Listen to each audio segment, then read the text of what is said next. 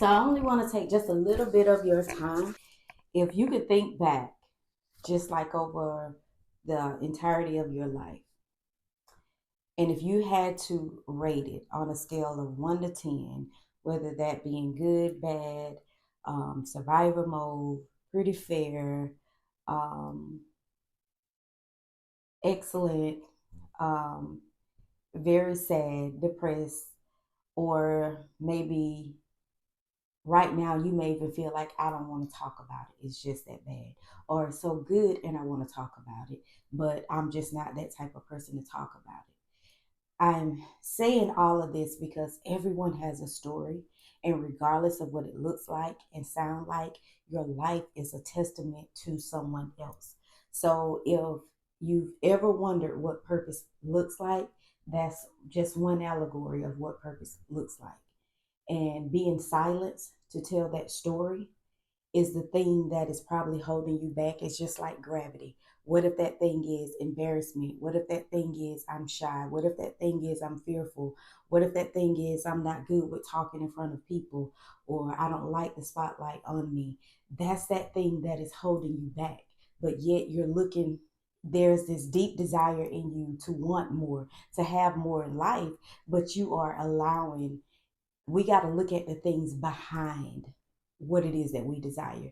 You cannot expect to have the life that you so desire if we don't step out of fear, we don't step out of our comfort zone, or we don't step out of our past, we don't step out of what happened to us years ago. So if there are a series of events that has taken place in our life. That's just one thing. But another reason I ask is because I want you to look at your life, and when you go back and you just scrutinize everything that has taken place in your life, is there something that relates to you understanding what you were purposed to do? If you look back in retrospect and you say, I know why that happened to me, I understand why I went through this for a long period of time. How did it affect me, or how did it impact my life? Did it make me more influential? Maybe at one point in your life it made you bitter. And most of the time, when we are bitter, when we are angry, it's because we haven't developed and we don't understand what our purpose is. We don't understand what our identity is. We don't understand the call in our life. And there are literally some people that feel like they don't have a purpose. They feel like they know their identity and they don't know what their calling is. The truth is, getting up every day and being able to breathe and being able to maneuver through the day does not mean you know your identity. I know you're probably saying, well, little girl, a lady, I wake up every day to this body. I know who I am. And I am saying this because I'm looking back over my own life. And as a little girl, there were times where I knew who I was as a little girl, but I know looking back, that was not my true identity, the one that God gave me, the one that He wanted me to proclaim my freedom. You can't have freedom in being in a place of, so let me just explain the place that I was in. I was a young girl that I hate to even say naive, but I was very naive. I trust people very easily. I give people access to my heart because that's how I was. And I have a huge heart. And so even when I knew that there was some form of manipulation, I would still be nice. I would still give. And but if it was something crazy and bizarre, not so far to the point where it would make me do something that's just crazy and that goes beyond my own belief, when it crossed the boundaries, right? Of, me doing something crazy and just outlandish, not that type of thing. But there were some forms of manipulation being taken for granted. And I felt like I stepped into a place of responsibility before even knowing my true identity. And when I look back, I realized that I was so, so sensitive. Time spent alone. I did a lot of crying. I did a lot of praying. And the word tells us to pray without ceasing. And I encourage you to pray without ceasing. However, when we pray, sometimes we know right from wrong. And it's almost as if we're going to God because we want Him to stop something. But when God has given to you the ability to do something, you don't have to prove anything to people. And sometimes that may be the hardest thing to do, to prove to people I love you, or to prove to people I mean well. Proving to someone by doing things, knowing that you're being manipulated, taken for granted, is a nuisance. Like, that is crazy to me. And so, um, I look back, and looking at those things, it could have tarnished my ability to know my identity, to know my calling, or to even feel like I had a purpose. But when I look back over my life completely, and I can go back to different events in my life where I did develop, where I did grow, I did mature, right? And I realized that certain relationships with certain people, they change. Some opt out, some tone down because they still wanted to benefit from who you were as a person. You don't have to change from being a good person. You don't have to change from having a great heart. You don't have to tone yourself down if you are skillful, you are talented, you are anointed.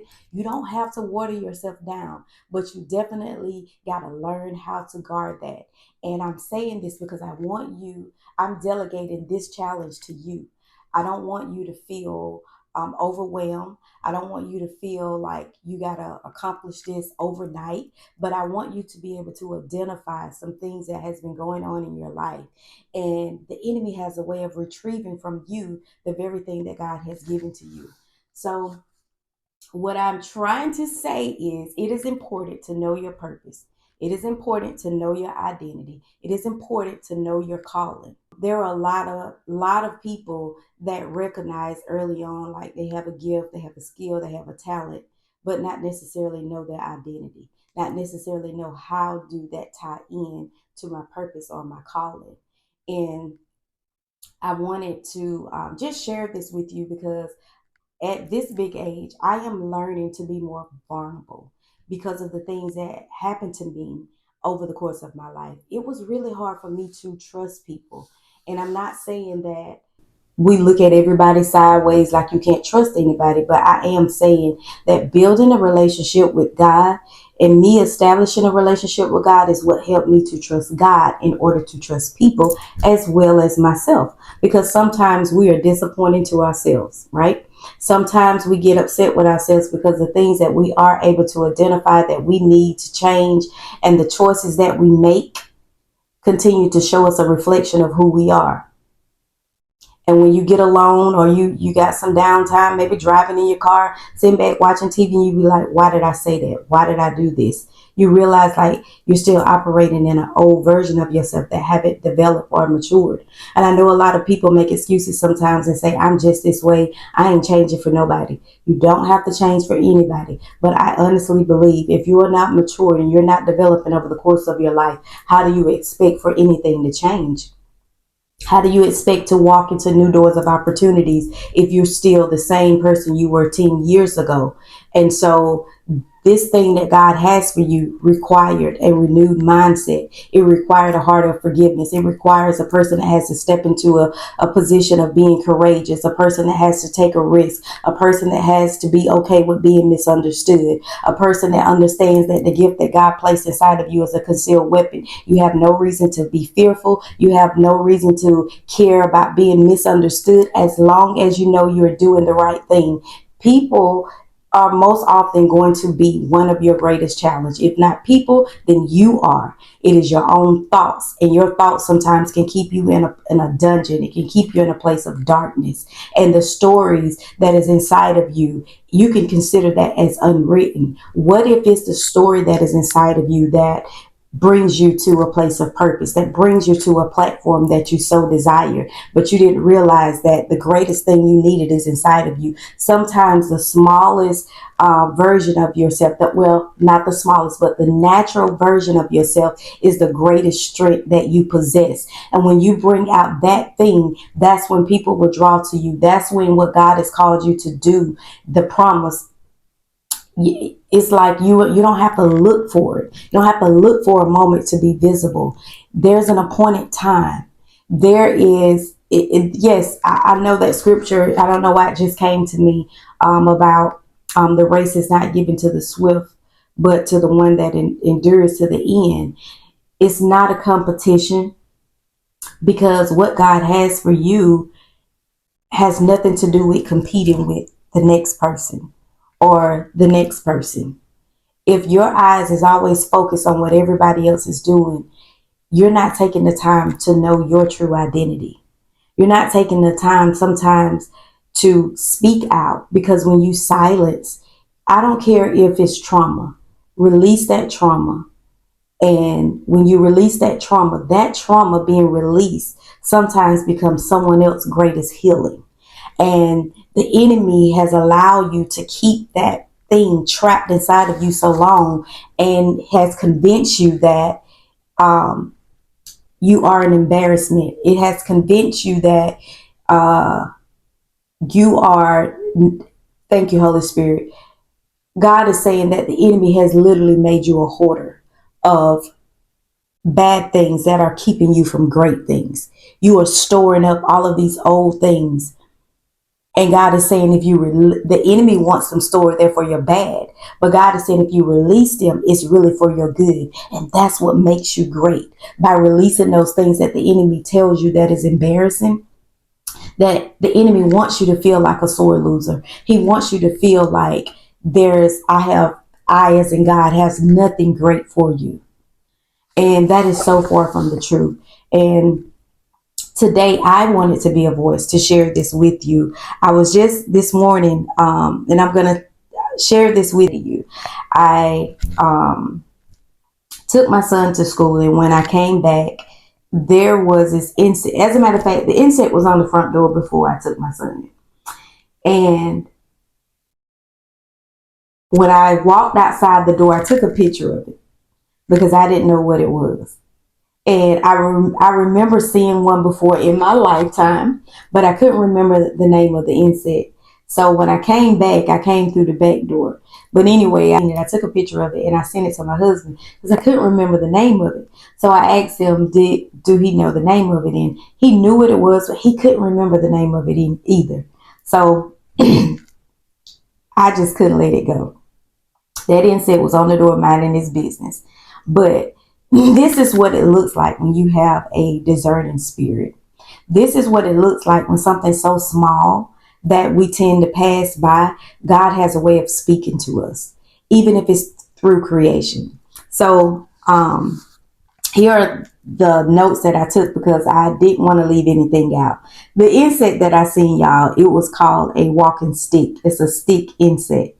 And from that, God just began to download so much for me. So this word is for someone. So I'm going somewhere with this, y'all. So just bear with me because I did say just a little bit of your time. That walking stick made me think about patience and stillness. And it was just a reminder sometimes that we have to slow down. We got to be patient and we got to trust God's timing. The reason why a lot of us also may feel like we don't have a purpose, because you may be one that have been doing all of the things. You may be the one that has been working overtime. And so you're looking like, okay, God, when is this shift going to happen for me? When am I going to walk into my promise? When is something great is going to happen to me? I've always been feeling like I'm on the edge and I'm about to fall off. Survivor mode is just not working for me anymore. And God is saying to you, patience and stillness. And I know you're probably saying, God, I've been patient for a lifetime. I've been in moments of stillness. I've been moving. I've had motion. And God is saying, because sometimes some of the things that we've been doing has been in our own understanding. We've been doing things in our own strength. When you're doing these things, is that what you're supposed to be doing in a season? Because when God leads you and guides you, He makes sure that in every season you are open to hear Him, that you can hear instructions from Him so that you can deliver well, right? And as you're doing what God is calling you to do, there's an oil that will flow from you. That means something that is anointed, that you will see the miraculous happen throughout your life, that everything doesn't seem like survival mode. I'm sharing this with you because I believe that there are some of you that need a breakthrough. There are some of you that need to break down some of these barriers, some of these walls, and you are trembling behind these walls and these barriers that you have allowed to just establish yourself around you.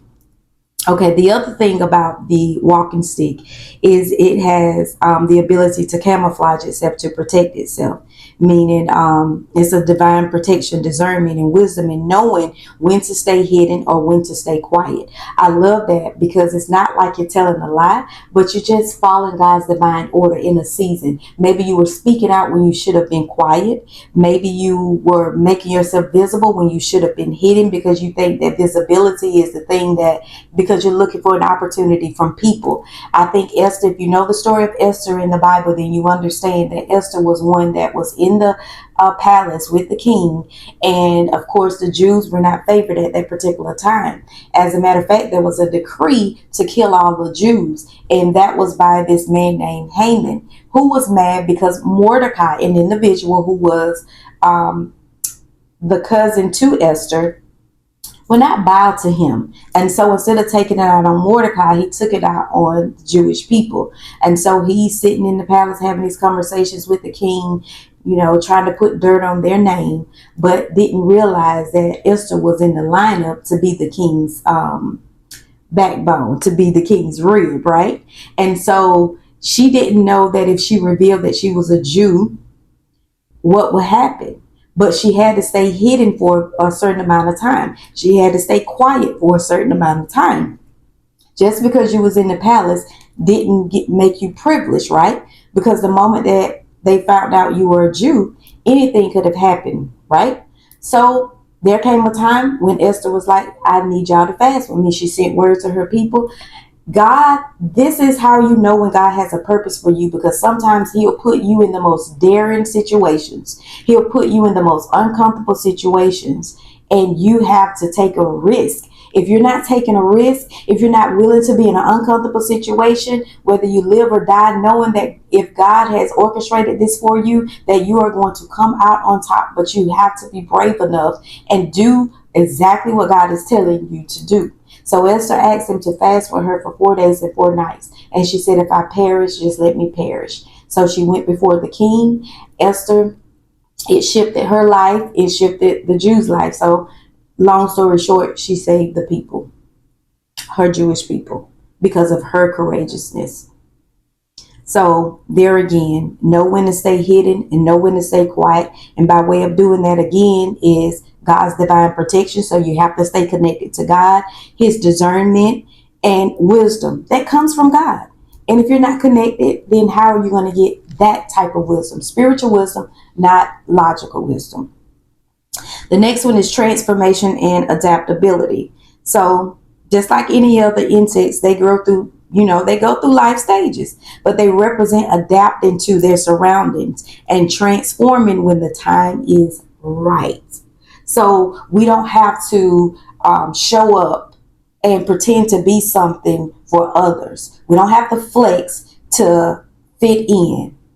There's a particular time you continue whatever your current situation is, pray to God about it. And whatever God, it may not make sense to other people, and it may cause you a little pain. It may cause you to be uncomfortable, but stay in that place because it is something that you need. It is shaping you. It has a way of sculpting you, and it is preparing you for the time that God makes you visible. That's your transformation, wherever you are right now.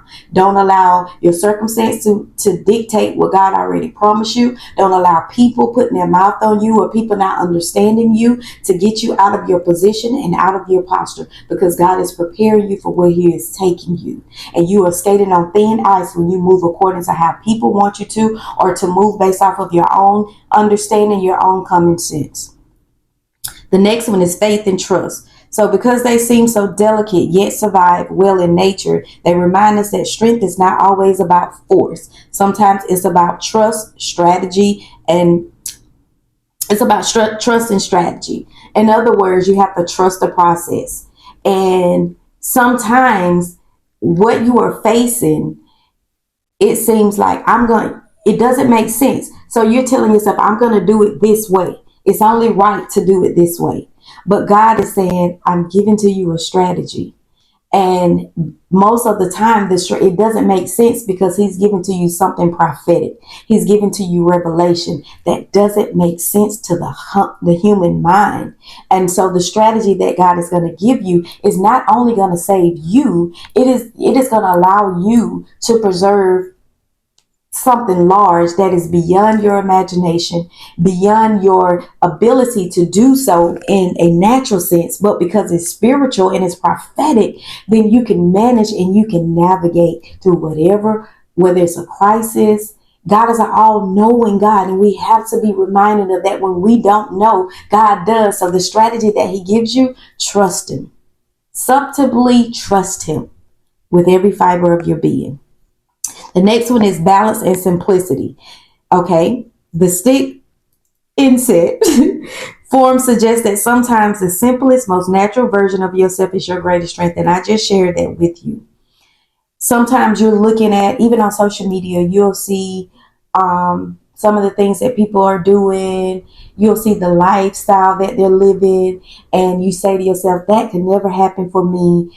Or you'll get caught up into trying to figure out how can I get there. Life is not just about that. And I'm not saying that it's wrong to have those desires. There's nothing wrong with that because God promises to give us those desires, the desires of our heart. But I also believe that God has to posture our heart so that when we get to this place where we can have those desires, we are not controlled by those desires. We're not changed by those desires and those things, those nice and beautiful things that come along with it. This is why we have to go through those seasons that seem like they are against us, but in hindsight, they're really for you. It's almost like getting bit by a snake. Is that a poison snake? When you go to the hospital, I've been told that they use that venom to keep you from being harmed or to make sure that the poison doesn't affect your body. So sometimes it's that poison that enters into your life that come to kill, steal, and destroy. That same thing that God says that the weapon will form, but it won't prosper, because he'll take that same weapon and make it work for your good. So don't run away from it. Face that thing, because that weapon and that poison could very well be in you. That weapon or that poison could be connected to a generational curse, generational habits, generational patterns, the thing that happened to you that has caused trauma in your life that now deceives you. It controls your behavior. It controls your mouth. It directs you in your choices, in your decisions. It makes you over at night when you cover up. Like it's this darkness that covers over you, and you got to say, stop taking my strength. Stop taking what makes me whole. This integrity belongs to me. My purpose belongs to me. My calling belongs to me. I have a God that understands me. You don't understand me. You just want to take from me. You want to control me. The enemy wants to be you. Period, point, be you. But God is an all-knowing God. And I'm going to keep saying that. And if this word helps you, and it is meant to restructure your path, it's not to make anybody feel bad. And I don't know why I just heard the word Jezebel, and it dropped in my spirit. And I don't know. Jezebel is obviously a spirit that is moving just all over the place. And it has taken form in so many people. And it is stealing and it is robbing from you. And God is saying, I want to cure you from that spirit. That means I want to heal you from that spirit. And it has literally just making everything good dormant inside of you. And that spirit has to rise up, and that spirit has to go, because what God has called you to do has to be executed in a season like now. If this message is for you, then God is alarming you that you have to call these things out. And you have to be delivered from those things so that you can walk into your future that God has promised for you, which is prosperous. So overall, seeing this walking stick, it could have been a nudge to embrace patience in your current journey, which means like where you are right now today. And God wants you to remain grounded, and He wants you to trust Him even in your stillness. And He wants you to know that He's working things out behind the scenes, right? It's a reminder that you don't have to force visibility. Like I said, your purpose will shine in the right season. There's a lot to be said as it relates to purpose and as it relates to identity. And I may not be able to discuss it all in this video, but I do have a program, and I'm offering you to come and join me. It is This particular segment is free, and it is the beginning, a new start. This is God offering you an opportunity, right? Not often in this world we get things that are free, that especially something where we can invest in ourselves. That's what purpose looks like. And this program, it is called TSP, Timing Signature Program. It's about timing, knowing that timing is everything. And I want to teach you what that looks like, what the structure and the form of timing and God's timing looks like. And the S is for strategy. God has a strategy for you. A lot of you been looking for strategy. And the strategy that God has for you is a form of excellence. And it's going to bring to you prosperity. It's going to bring meaning to your life. It's going to bring something great to your livelihood. And I'm just happy about the meaningful things that the doors that God is getting ready to open for you. And the P is prophetic, because when God gives to you something prophetic, He's going to give to you revelation day by day, inch by inch. And God is saying you need to store this in you, store this revelation, because when the time comes, that appointed time, when God brings visibility to your life, that is when you release. Because guess what? There may be a drought somewhere, and what you have is what someone needs. This is a proper protocol for you now. This is a warning for you now. And if you know when our vehicles tear up and it gives you this signal that something is off, something is wrong, well, God is saying that I've placed something in you so that when that time comes, when someone has that cautionary warning going off, you have a solution, you have a strategy, and at the right time, what's inside of you is going to bring revival globally. It's going to bring, and you're going to meet people that you never imagined that you will meet because of what's being stored in you while you're in your season of stillness. But though you're working, because you're still staying connected to God, and it may not look like it's prosperous, but all of those things, all of those series of events that has taken place in your life, it was preparing you for where God is trying to bring you. So I invite you to go and register. Join this program. The link is in the bio. And I just look forward to you guys joining. And so I'll go ahead and warn you that when you register, then the information will be sent to you about what platform that this particular masterclass will be held on. I love you guys. Y'all go and have a blessed day beyond measure.